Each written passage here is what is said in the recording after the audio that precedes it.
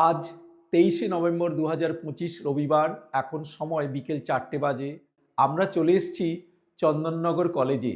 Chandannagar college হলো চন্দননগর স্ট্যান্ডের ধারে গঙ্গার তীরবর্তী এই চন্দননগর কলেজে। আপনারা জানেন এখানে 6ই অক্টোবর 2023 এখানে চন্দননগর মিউজিয়ামের উদ্বোধন হয়েছে। সেই মিউজিয়ামের ভিডিও করবার জন্য আমরা আজকে চন্দননগর কলেজে চলে এসেছি। আমার সকল দর্শক বন্ধুদের শুভেচ্ছা ও স্বাগত জানিয়ে শুরু করি আজকের ভিডিও। চলুন বন্ধুরা, মিউজিয়ামে কি রয়েছে তার ঝলক দেখিয়ে আজকের ভিডিও শুরু করব। এই চন্দননগর কলেজের চন্দননগর কলেজ মিউজিয়ামে আছে এখানে আমাদের ভারতের স্বাধীনতা সংগ্রামের ইতিহাস, ফরাসি শাসনের অনেক নিদর্শন এখানে আছে। এছাড়া এখানে এই চন্দননগর শহরের সাংস্কৃতিক ঐতিহ্যকে তুলে ধরা হয়েছে।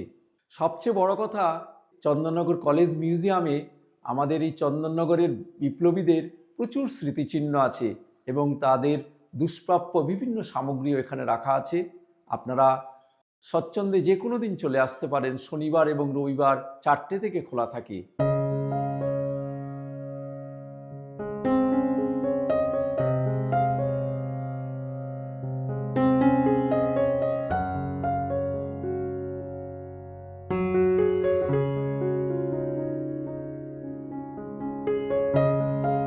আমরা এখন চন্দননগর কলেজের মূল গেটের মধ্যে দিয়ে ঢুকছি। এই বাঁ দিকেই রয়েছে এই মিউজিয়ামের টিকিট কাউন্টার। এটা হলো মিউজিয়ামের টিকিট কাউন্টার। এখান থেকে টাইমিং এবং টিকিটের রেটটা জেনে নেব। প্রতি শনি আর রবি সন্ধে 4টে থেকে 6টা পর্যন্ত, আর সাধারণদের জন্য 5 টাকা করে টিকিট, বিদেশিদের জন্য 20 টাকা করে টিকিট। এটাই আমরা 5 টাকা করে দুটো টিকিট কেটে নিলাম। এবার ভেতরের দিকে যাচ্ছি। এটাই হলো মিউজিয়াম। চলুন আমরা আস্তে আস্তে এগিয়ে যাই।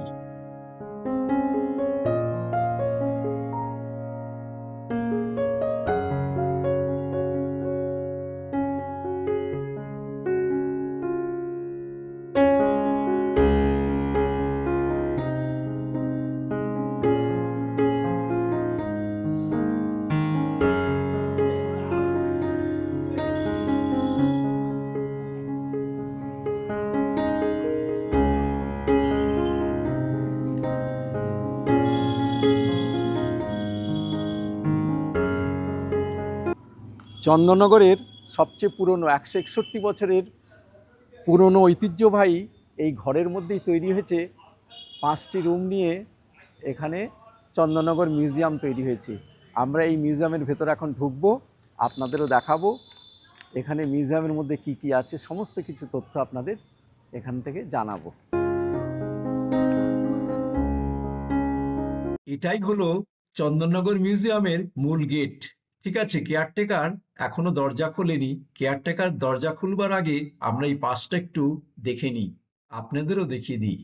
এই 161 বছরের পুরাতন বাড়িটাকে পশ্চিমবঙ্গ হেরিটেজ কমিশন নতুন করে রিনোভেশন করেছে, আর এই কড়িবর্গাগুলো খুব সুন্দর এখন লাগছে। এখানে বারান্দা রয়েছে একটা বড় ঘোড়ার গাড়ি, আর বাঁদিকে রয়েছে দুটো ঘোড়া। এই যে খুব সুন্দর করে এখানে সাজিয়েছে দুটো ঘোড়াকে।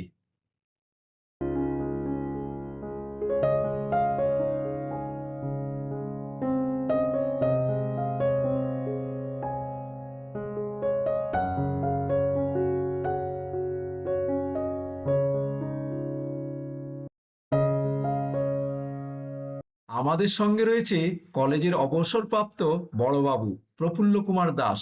তার কাছ থেকে এই ঘোড়ার গাড়ির বিবরণ জেনে নেব। ঘোড়ার গাড়ি চন্দননগরের দুর্গাচরণ রক্ষিতে ব্যবহৃত এই গাড়িটি চন্দননগর থেকে প্রতিদিন তিনি কলকাতায় যেতেন এবং প্রতিদিন এই গাড়ি করেই ফিরতেন।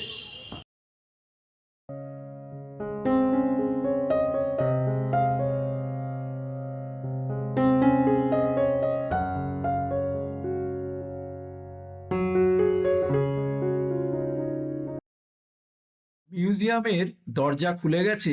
আমরা এখন মিউজিয়ামের মধ্যে প্রবেশ করছি। এখানে এই বোর্ডে লেখা আছে চন্দননগর শহরের ইতিকথা।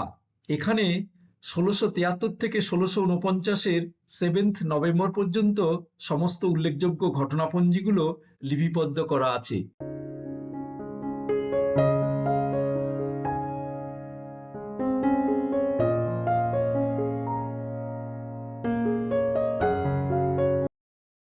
আমরা এখন রুম নাম্বার 1-এ প্রবেশ করছি।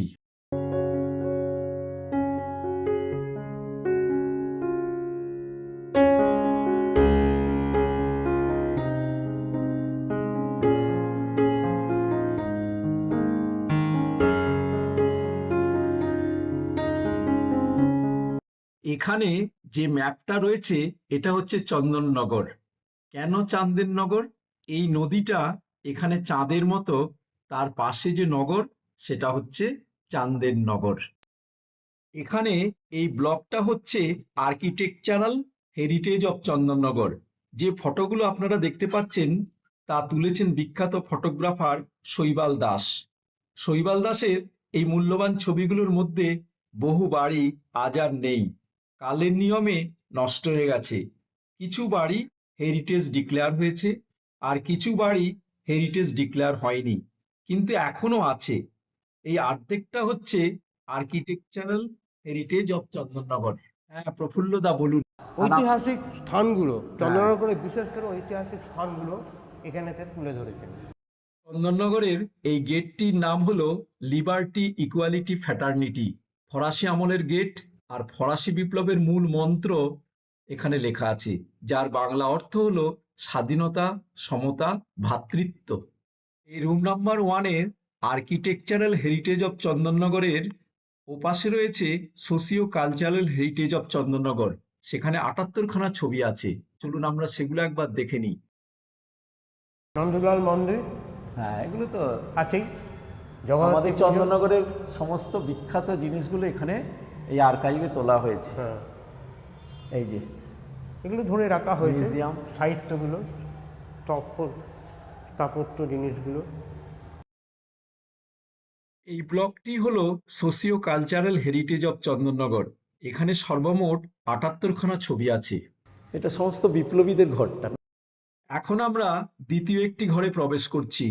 এই ঘরে বিপ্লবীদের বিভিন্ন কর্মকাণ্ডের সঙ্গে জড়িতদের নিয়ে এই ঘরের পরিমণ্ডল তৈরি করা হয়েছে।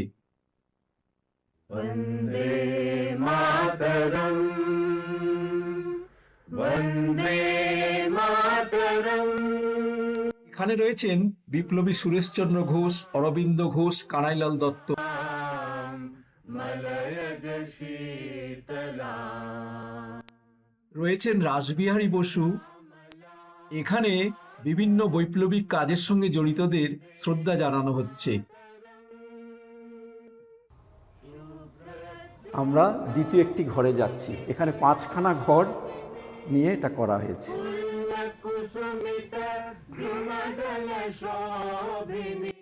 এ ঘরের মধ্যমণি বিপ্লবী মতিলাল রায়। এ ঘরেই রয়েছে চন্দননগর গুপ্ত সমিতির দুষ্প্রাপ্য তথ্য। এগুলো হচ্ছে সমস্ত পুলিশ ফাইল আর্কাইভ থেকে নেওয়া, যে পুলিশ ফাইলগুলো চন্দননগরে বিপ্লবী আন্দোলন এবং এই কলেজে বিপ্লবী আন্দোলনের যে চর্চা ও গুরুত্ব, যে কারণে কলেজটা 23 বছর বন্ধ করে দেওয়া হয়েছিল, তা এই পুলিশ ফাইল ডকুমেন্ট থেকে আমরা সবিস্তারে জানতে পারবো। वन्दे मातरम् স্বাধীনতোত্তরে যে আমাদের দেশের জাতীয় পতাকার রূপটা ভগিনী নিবেদিতা তৈরি করেছিলেন, সেই ব্যাপারটা হচ্ছে এইটা। এখানে লেখা আছে বজ্র চিহ্নই অস্ত্র, ভগিনী নিবেদিতা এঁকেছিলেন বিপ্লবী ভারতের জাতীয় পতাকা। এখানে রয়েছে রাসবিহারী বসুর সঙ্গে কবিগুরু রবীন্দ্রনাথ ঠাকুরের ছবি। এই কলেজে 1937 সালে কবিগুরু রবীন্দ্রনাথ ঠাকুর কলেজের প্রাঙ্গণে 20তম বাংলা সাহিত্য সম্মেলনের উদ্বোধনে এসেছিলেন। 1908 থেকে 1920 চন্দননগরে সমাগত বিপ্লবীদের নাম এখানে দেওয়া আছে। वन्दे मातरम् सुजलां सुफलां मलयज शीतला। তাঁত, চরকা এবং এই সুতো পরানোর যে মেশিনটা, সেটাও আমি এখান চন্দননগর থেকে আদিকালের সেখান থেকে আমি কালেকশন করে নিয়েছি। এই তাঁতিরা এখন আর চন্দননগর নেই। বিপ্লবীরা এই তাঁতের তৈরি ধুতি পরতে খুব পছন্দ করতেন। করতেন। এবং শুধু এই চন্দননগরে নয়, সারা বিশ্বে এর কিন্তু চাহিদা বেড়ে গেছিল। এখান থেকে কে নিয়ে যেত? অস্ট্রেলিয়ায় নিয়ে যেতেন দুর্গাচরণ রক্ষী। सुखदां वरदां मातरं वन्दे मातरं वन्दे मातरं वन्दे मातरं वन्दे मातरं। হ্যাঁ, চন্দননগর কলেজকে ব্যান করে দেওয়া হয়েছিল, বন্ধ করে দেওয়া হয়েছিল। আমাদের এই চন্দননগর কলেজটা 1908 থেকে 1931 পর্যন্ত দীর্ঘ 23 বছর বন্ধ ছিল। কারণ কি জানেন? এখানে ফরাসি উপনিবেশ ছিল। সেই ফরাসি উপনিবেশের সুবিধার জন্য আমাদের বিপ্লবীরা এই চন্দননগর কলেজ এবং চন্দননগরের পুরো জায়গাগুলোতে আশ্রয়স্থল, এবং শুধু আশ্রয়স্থল ছিল না, এখান থেকে তারা অনুপ্রাণিত হতো। এবং চন্দননগর কলেজটা ছিল বিপ্লবীদের আঁতুড়ঘর। চন্দননগর কলেজ শুনলেই এই ব্রিটিশরা খুবই ভয় পেত, আঁতকে উঠত। সেই জন্য ফরাসিদের খুব চাপ দিতে থাকে যে চন্দননগর কলেজ বন্ধ করতে হবে। এদের চাপে পড়ে ফরাসিরা 1908 থেকে 1931 পর্যন্ত এই চন্দননগর কলেজ পুরোপুরি বন্ধ করে দেয়। কিন্তু তারপর আমাদের এই চন্দননগর কলেজের সহ অধ্যাপক বিপ্লবী চারুচন্দ্র রায় প্রচণ্ড অক্লান্ত পরিশ্রম করে এই চন্দননগর কলেজটা আবার খোলে। তারপর 1931 সাল থেকে এই কলেজ আবার খুলে যায়। এবং তারই চেষ্টায় 1938 সালে ফরাসি গভর্নমেন্ট এই চন্দননগর কলেজকে রেকগনাইজ করে। এটা হলো এই চন্দননগর কলেজের ইতিহাস। যত আমাদের কলেজ পেয়েছে ছাত্রদের দ্বারা, সবই আমরা এখানে সাজিয়ে রেখেছি।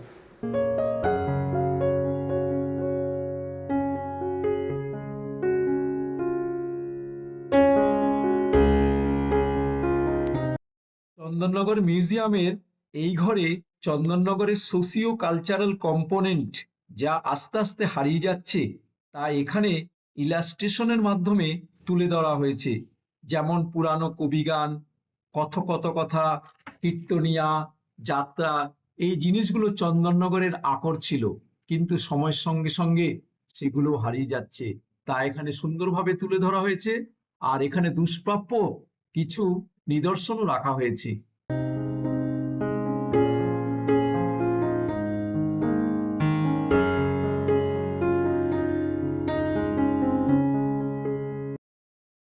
এবারে চন্দননগর কলেজ এবং চন্দননগর সম্পর্কে কিছু তথ্য আপনাদের জানিয়ে দিচ্ছি।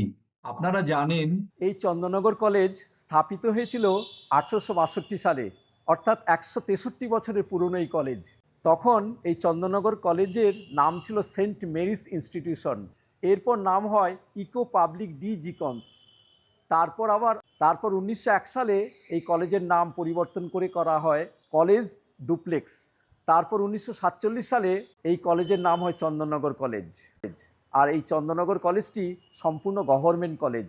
এই গভর্নমেন্ট কলেজটা আগে কলকাতা ইউনিভার্সিটির আন্ডারে ছিল, বর্তমানে বর্ধমান ইউনিভার্সিটির আন্ডারে। এবং এখানে আর্টস, কমার্স, সায়েন্স সমস্ত কিছু পড়ানো হয়।